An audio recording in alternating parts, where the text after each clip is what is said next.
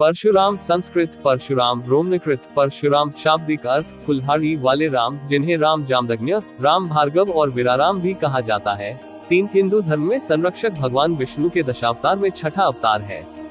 जमदग्नि और रेणुका से जन्मे ब्राह्मण परशुराम के बारे में भविष्यवाणी की गई थी कि वे ऐसे समय में प्रकट होंगे जब पृथ्वी पर अत्यधिक बुराई व्याप्त थी।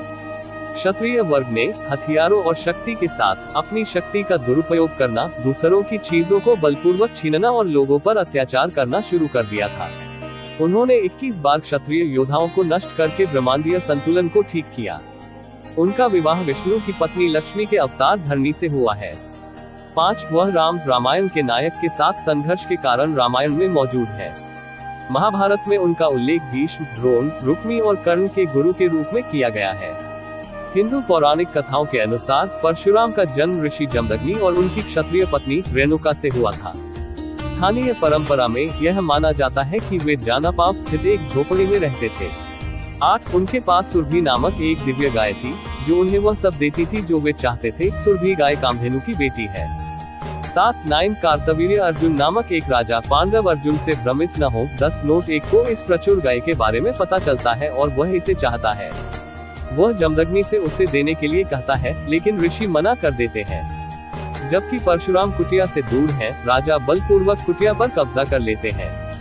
7 जब जमदग्नि अपने मामले की पैरवी करता है और गाय की वापसी की मांग करता है, तो राजा उस पर अपनी मुट्ठी से वार करता है, जिससे उसकी मौत हो जाती है। परशुराम को इस अपराध के बारे में पता चलता है और वे परेशान हो जाते हैं। वह अपने हाथ में कुल्हाड़ी लेकर राजा को युद्ध के लिए चुनौती देता है। पद्म पुराण के अनुसार वे लड़ते हैं और परशुराम राजा को हरा देते हैं और मार डालते हैं। 3-5 दुष्ट मन वाले ने अपने ही पाप के कारण अपनी वीरता खो दी। क्रोधित होकर रेणुका के शक्तिशाली पुत्र ने उसका सिर काट दिया, जैसे शक्तिशाली इंद्र ने एक बड़े पर्वत के शिखर को काट दिया था। और वह जो बहादुर और क्रोधी था, उसने युद्ध में अपनी कुल्हाड़ी से सहस्त्रबाहु और सभी राजाओं को मार डाला। अत्यंत भयानक राम को देखकर पृथ्वी के सभी राजा भय के मारे वैसे ही भाग गए, जैसे सिंह को देखकर हाथी भाग जाते हैं। क्रोधित राम ने उन राजाओं को मार डाला, भले ही वे अपने पिता की हत्या के प्रति आक्रोश के कारण भाग गए थे, जैसे क्रोधित गरुड़ ने नागू को मार डाला था।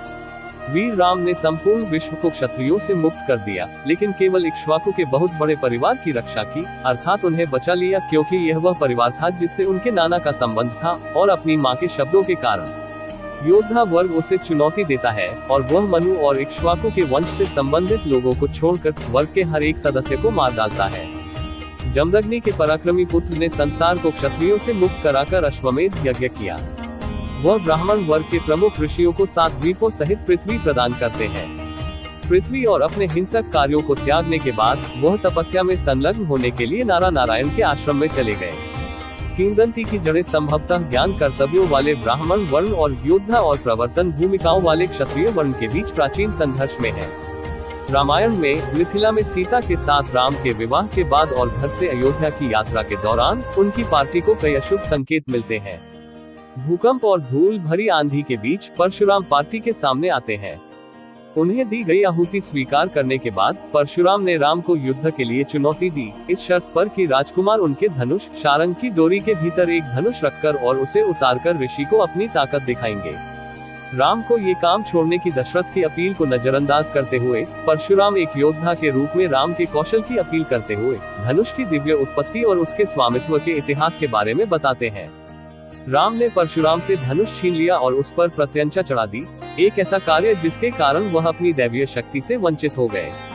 विनम्र होकर परशुराम ने स्वीकार किया कि राम विष्णु के अवतार हैं और उन्होंने राजकुमार से उन्हें महेंद्र पर्वत पर लौटने की अनुमति देने का अनुरोध किया, ताकि वह योग का अभ्यास कर सके और योग्यता अर्जित कर सके। पूजा में राम की परिक्रमा करने के बाद परशुराम अपने आश्रम में लौट आते हैं। महाभारत में परशुराम ने राजकुमारी अम्बा की ओर से मध्यस्थता करते हुए अपने शिष्य भीष्म को अपना कर्तव्य निभाने और उसके अपहरण के बाद उससे विवाह करने का आदेश देने का वादा किया। 13 जब परशुराम अपने अनुचर के साथ कुरुक्षेत्र पहुंचते हैं, तो वे भीष्म को अपने आगमन की सूचना देने के लिए एक संदेश भेजते हैं। भीष्म अपने गुरु से मिलने आते हैं और उन्हें पारंपरिक सम्मान देते हैं। परशुराम भीष्म को अम्बा को पत्नी रूप में स्वीकार करने का आदेश देते हैं। भीष्म ने ये कहकर मना कर दिया कि उन्होंने ब्रह्मचर्य की शपथ ली है। क्रोध परशुराम ने भीष्म को मृत्यु की धमकी दी। भीष्म ऋषि को शांत करने की कोशिश करते हैं, लेकिन व्यर्थ, और अंततः वह अपने क्षत्रिय कर्तव्य की रक्षा के लिए अपने गुरु से युद्ध करने के लिए सहमत हो जाते हैं। गंगा अपने पुत्र और महान ऋषि से विनती करके युद्ध रोकने की कोशिश करती है, लेकिन असफल रहती है।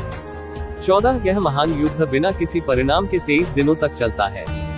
24वें दिन जब भीष्म ने दिव्य ऋषि नारद और देवताओं के आदेश पर एक घातक हथियार का उपयोग करना चुना, तो परशुराम ने संघर्ष समाप्त कर दिया और युद्ध को ड्रॉ घोषित कर दिया गया।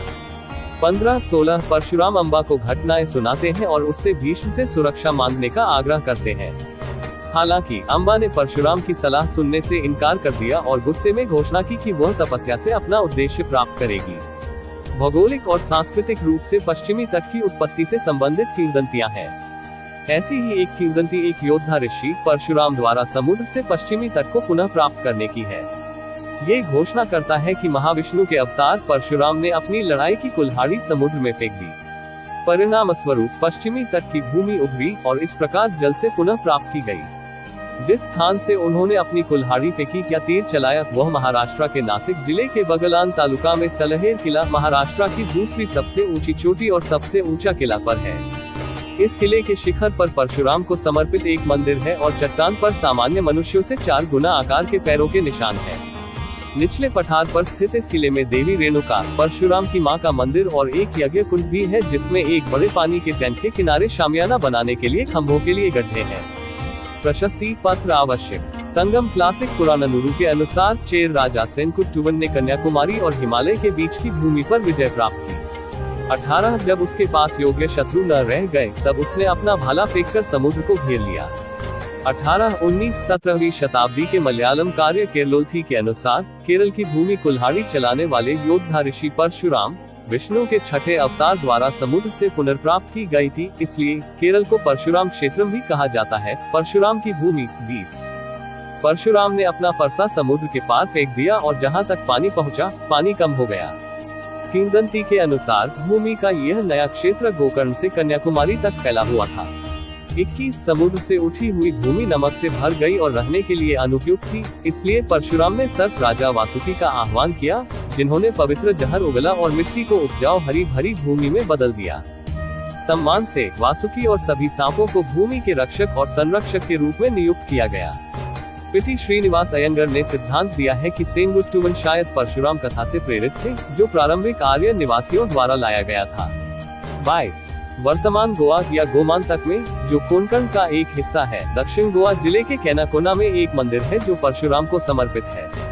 आमतौर पर परशुराम को रेणुका और ऋषि जमदग्नि के 5वें पुत्र के रूप में प्रस्तुत किया जाता है।